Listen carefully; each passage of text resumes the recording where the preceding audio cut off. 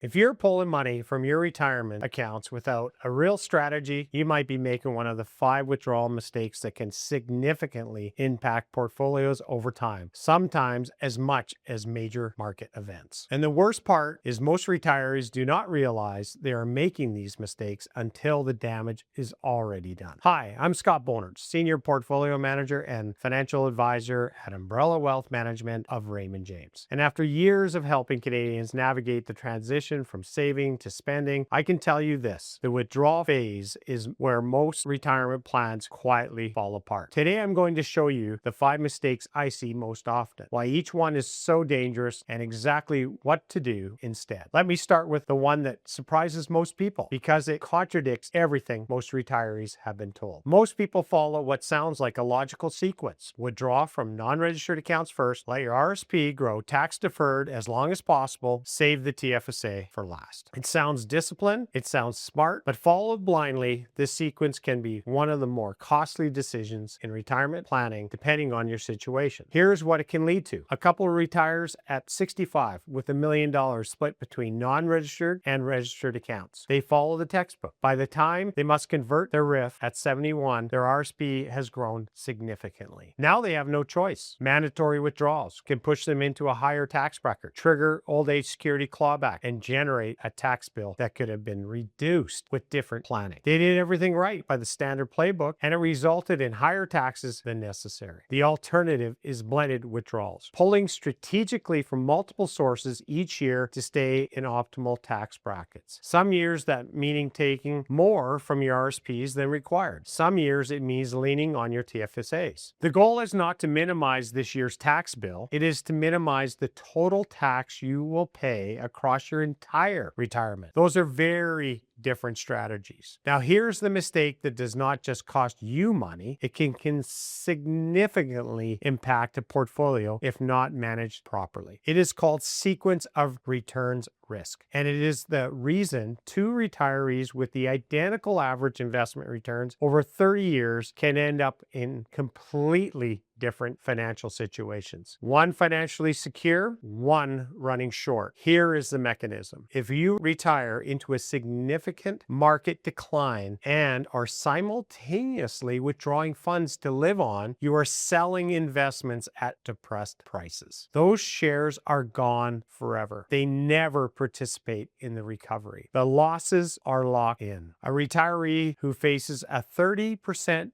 drop in year 1 is in a fundamentally different position than a retiree that faces the same drop in year 28, even if everything else is identical. This is not theoretical risk. It can be the difference between a plan that holds for 30 years and one that runs short much earlier than expected. A withdrawal plan without sequence, risk protection, is not really a plan. It is an assumption. If you want help stress testing your plan against different market scenarios, the link to book Time with Me is in the description below. Here's the one that catches even financially sophisticated retirees off guard because it looks invisible until it hits. In Canada, the old age security clawback threshold for 2026 is approximately in the mid $90,000 range and is indexed annually. Every dollar of income above that level does not just get taxed at your marginal rate, it also can reduce your old age security by 15 cents on top of that. A retiree who crosses that threshold can push their effective marginal tax rate significantly higher on those additional dollars. Now think about what that means in practice. You decide to take an extra $20,000 from your RSP in a given year. Seems fine, maybe even smart. But if that withdrawal pushes you past the clawback threshold, you may trigger additional reductions to your old age security benefits that reduce the overall efficiency of that decision. Most generic withdrawal advice does not even mention it. Knowing exactly where that line sits and managing your withdrawals around it is one of the highest value adjustments available to Canadian retirees. Here's a mistake that quietly costs couples money over time if it goes uncorrected. Most couples manage their accounts independently. Each person pulls from their own accounts based on their own needs without anyone looking at the combined household tax picture. This results in that one spouse often ends up in a significantly higher tax bracket than the other, and that gap can mean more tax paid than necessary at the household level. Canadian tax rules reward coordination. Pension income splitting, strategic CPP sharing, coordinating which accounts get drawn down and when. These decisions made together rather than in a parallel can reduce taxes over time. I've seen this single shift, simple coordinating withdrawals as a household produce meaningful tax savings compared to uncoordinated strategies. Now here's the last one, and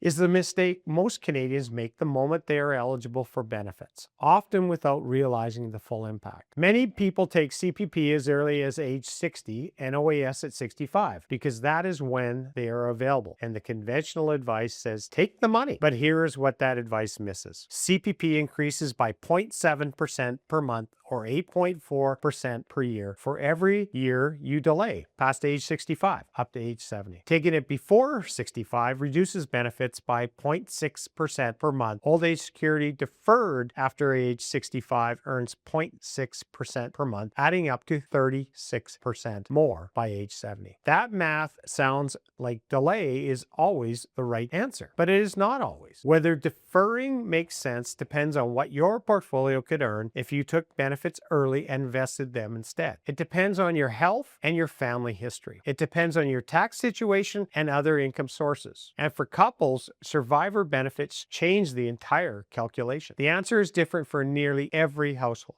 which is exactly why a generic rule produces the wrong answer for most of the people who follow it. Here's what ties all 5 of these together. Each of these mistakes is invisible in isolation. A sub-optional withdrawal sequence does not announce itself. Sequence risk does not announce itself. Tax bracket considerations do not announce themselves. They compound quietly in the background year after year. And by the time the impact shows up in the numbers, the options to adjust are more limited. The retirees who get withdrawal strategies right do not just avoid these mistakes, they create something the mistakes take away: the ability to spend confidently, adjust when needed, and enter every year of retirement knowing the plan was built around their actual numbers, not somebody else's. If you want to build a withdrawal strategy around your real numbers, book a time with me. The link is in the description below. See you next video.